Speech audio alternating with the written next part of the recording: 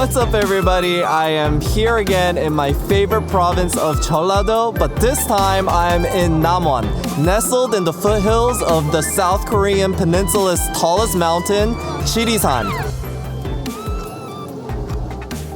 Now, today is actually a very special weekend here in Namwon because it is where the Chunhyang Festival is held, one of South Korea's biggest festivals. This is actually their 92nd festival, so it's been going on for quite some time as it centers around a tale of the most archetype, ideal Korean woman that was a story told through a pansori Korean style musical that originates back to nobody even knows how long ago, but it's centuries old, certainly longer than even the entire history of the United States.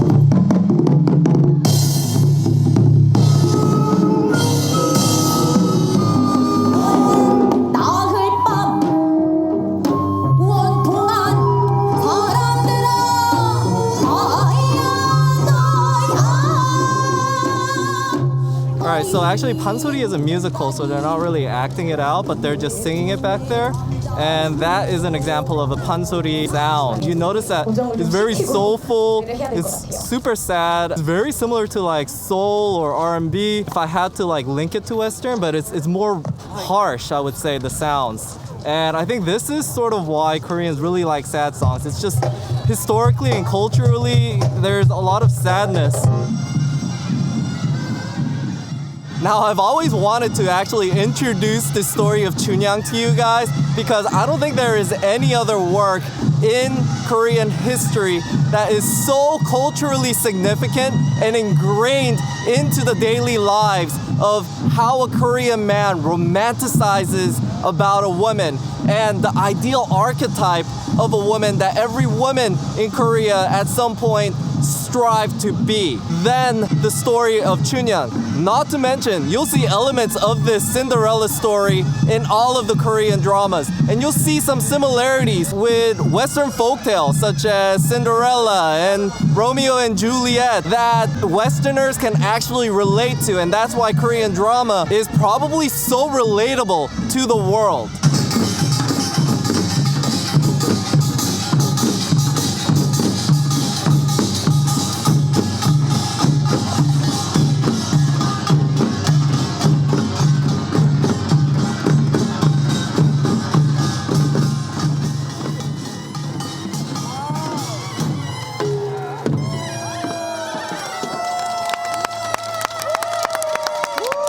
By the way, I have to just give a big shout out to those guys doing the samulnori. That's actually not pansori, it's the 4 sounds. They play 4 different instruments that represent 4 different elements of Korean nature, like wind, etc. But that's like marching band on steroids. They're not marching, they're literally running around in some kind of formation and then they're spinning that thing on their head, which is gonna make you dizzy. So I don't know how they did that. I'm just throwing short elements of it, but they're still going on. I mean, they've been doing that for about over an hour.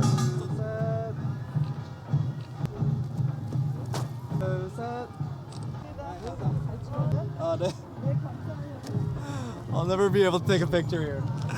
Oh, women just really love getting their pictures taken here and being told that they're beautiful.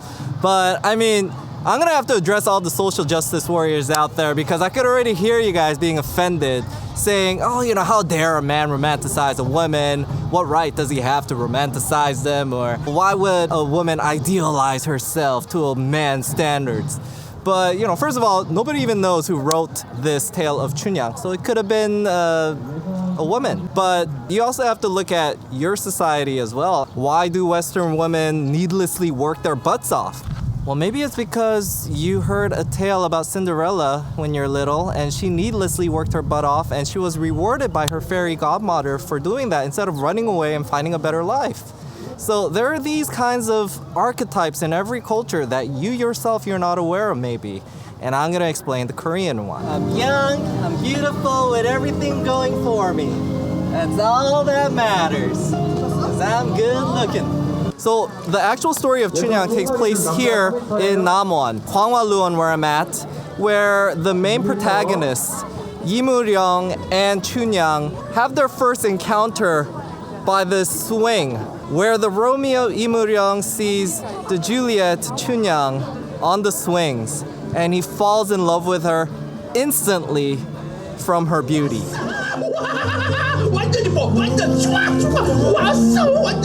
Now, I think it's very important to point out here, I mean, the beginning of the story, the man just falls in love with the girl instantly, just based on her beauty. And they make no apologies about this. Like, it's not like he sees her doing some kind of act of kindness or whatever. It's just she's playing around on a swing. She looked beautiful, so he instantly falls in love with her and then sends out his servant, and she sort of rejects him, plays hard to get. What right does she have? Because she's just the daughter of some courtesan, a kisang, whereas he's part of the upper class, the nobles, the yangban. But she just plays hard to get because, hey, you know what? I'm pretty. I think this is where a lot of the focus on Korean women trying to look very beautiful, it starts and originates from. A woman in Korea needs to make no apologies about the fact that she is beautiful. That is an asset that she has and she should be proud of.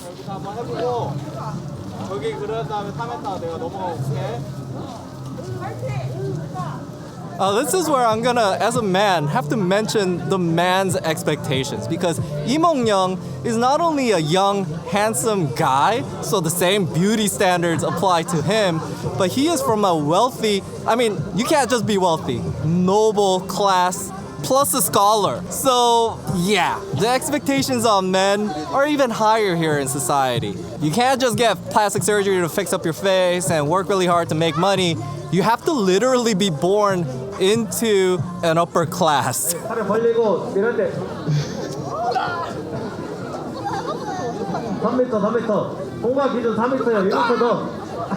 the way, guys, the reason you see a lot of guys swinging on here is there's actually a $500 prize tied into winning who can swing the highest on that swing. I'm really liking how they have this festival here. So many aspects of enjoyment. Don't take me away. My only love is Lee Myung. Don't take me away.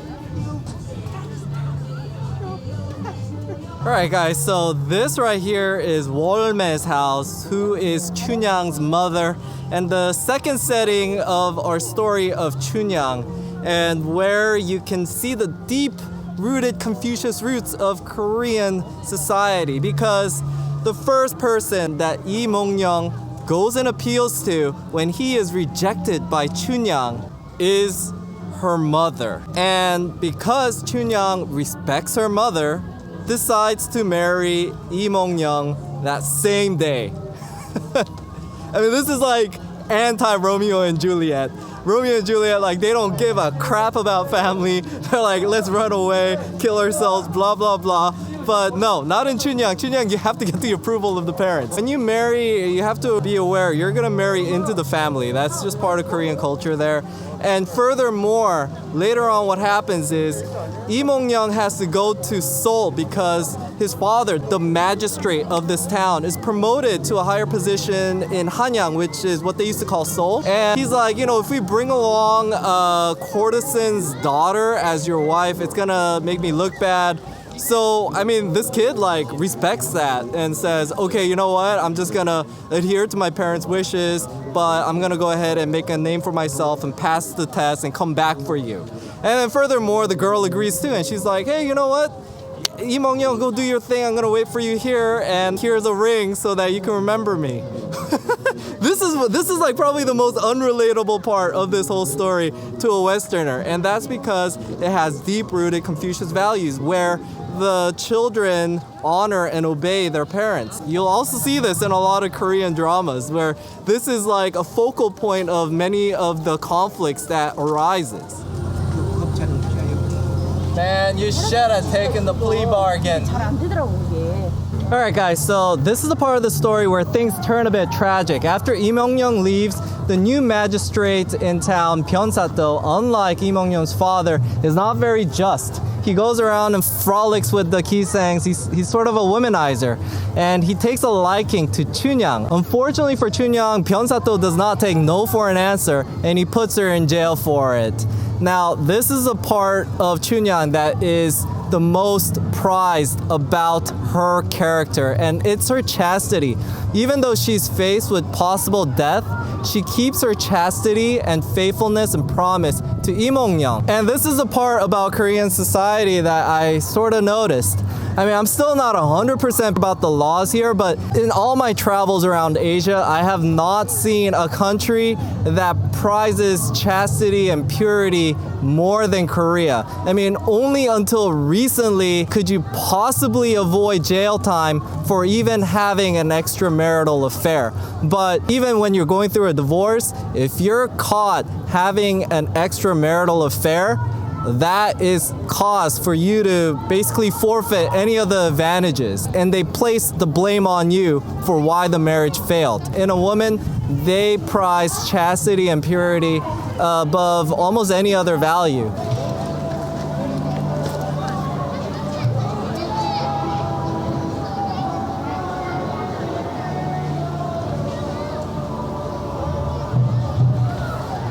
By the way, guys, do you notice it's like snowing? This is like coming off the trees. It's flower snow or Poland snow. I mean, I guess it'll suck for people with asthma, but it's so magical here. You are crazy or just ignorant if you think Korea isn't beautiful. I mean, during the spring, summer, fall, that's why I'm not going back to Thailand. Korea by far is significantly more beautiful in my eyes during these months, hands down. It's so magical here, guys.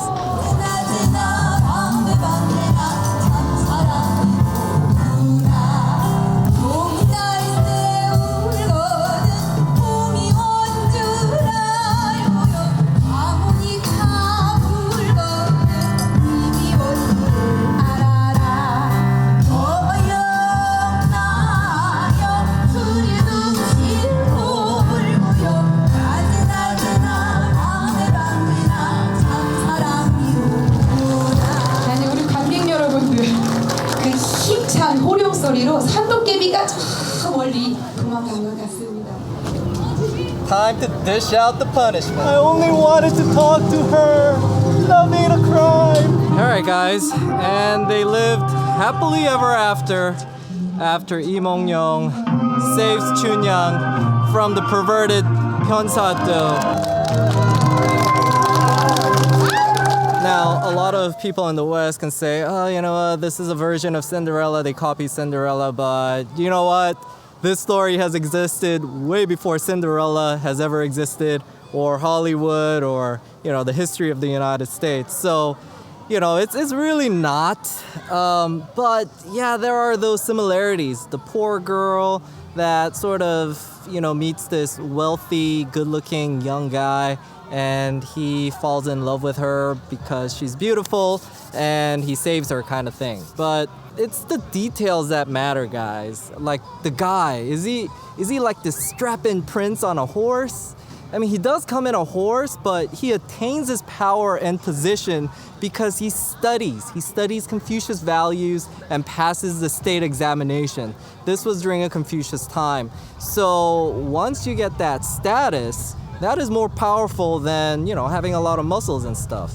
So that's why you might see that the ideal Korean male archetype isn't necessarily this very buff, you know, strong, macho kind of guy.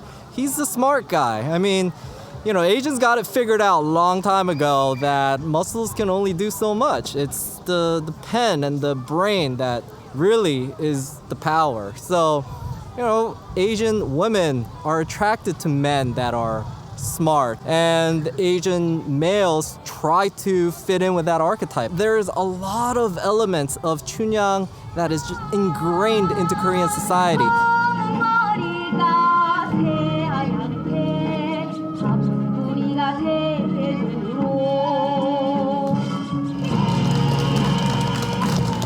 Now, I don't want to generalize and say all Koreans and all Asians are like this, because they aren't. Every woman and every man is different, and particularly because in the last decade or so, Western media has sort of, you know, been infiltrating Korean society. There's a lot of contemporary differences, and if you see modern Korean dramas, you see a lot of archetypes that break away from this Chunhyang and, Imongnyong archetype. However, you will still see, especially with the dramas that are catered for older people, these archetypes just exist. And if you see the Korean dramas from the 90s, even like up to the late 2000s, they all sort of fit in with this archetype. And I imagine when this Chunhyang was released hundreds and hundreds of years ago, it must have been a very revolutionary tale, because you have to understand Chunhyang is a kiseng, a courtesan, pretty much like a prostitute's daughter, but she rises above her rank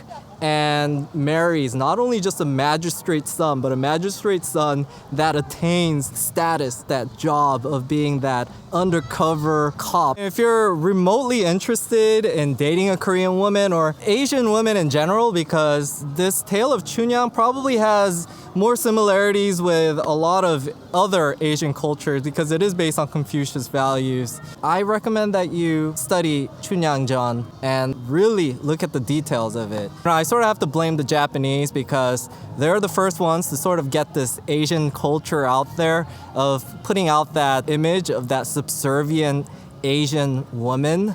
You know, that is probably as far from the archetype of any other Asian woman that you will find. Japanese women are sort of like an anomaly. The Korean women, even Chinese women, I mean, women in Southeast Asia, everywhere I go, they are strong, independent, hardworking. They play hard to get. And if they're beautiful, they're pretty, they play even harder to get.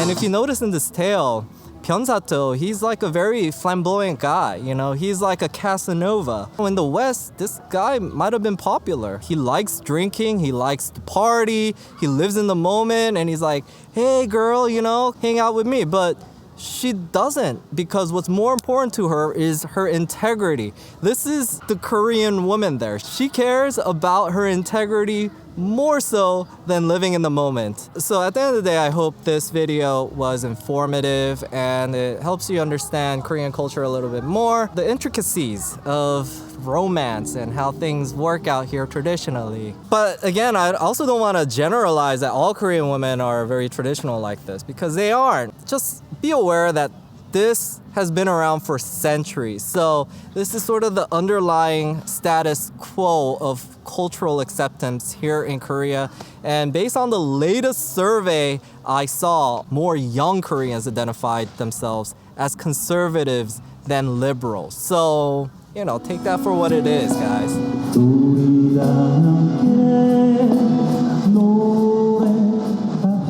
By the way, guys, very important, this is where I'm gonna have to give a shout out, because this video was produced with the support of the Mt.Jiri Tourism Development Association. And I wanna give them a big shout out because they gave me full creative control over this video. They just said go anywhere, somewhere around Mt.Jiri, which is big because it is the biggest mountain in the southern Korean peninsula. And Namwon is where I wanted to come because I came here in winter and I'm like, you know, I think this place is gonna look good in spring. So I came here again and oh my God, it's so beautiful. You saw it. And there's just so many other areas of Namwon that I couldn't cover because within the scope of this video, I was covering Hwangwon. But you know, I had this amazing food, the best cold bean noodles I've ever had, made out of some kind of cactus fruit or something. And if you can, come out here during the Chunhyang Festival, because this is just one day and I couldn't even cover everything. But there is actually 7 days. They literally claim that this was the biggest festival in Korea, and I thought they were exaggerating, but after attending today, it's just crazy. Like 7-9 different areas that these stages are at, and there's something happening every time of the day, every day of the week. You really have to come out here, and I think it's super underrated because today's the first day in Korea. I actually have not seen a single foreigner. But whatever the case, I hope you guys enjoy yourselves, stay safe out there, and I'll see you again next week for more vlogs about living and traveling in Asia. By the way, full disclosure, what I was showing you guys was just the rehearsals for the beauty pageant and for the main events that will happen tonight. I gotta go because I drove on a motorcycle before it gets dark, but the main event wasn't even really shown, so it's gonna be better than what my video is like.